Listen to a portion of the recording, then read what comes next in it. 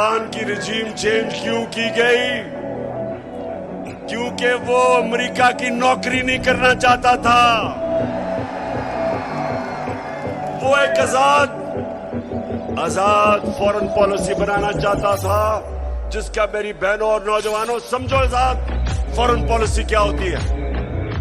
वो foreign policy होती है जो अपने अवाम की बेहतरी के लिए होती है, जो फॉरेन पॉलिसी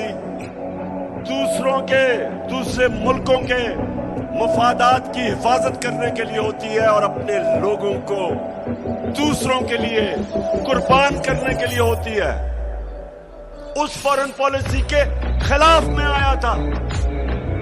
मैं ये नहीं चाहता था कि अमेरिका की जंग में मेरी कौम जाए और 80,000 मेरे लोग उस जंग के अंदर कुर्बान हो अमेरिका के लिए।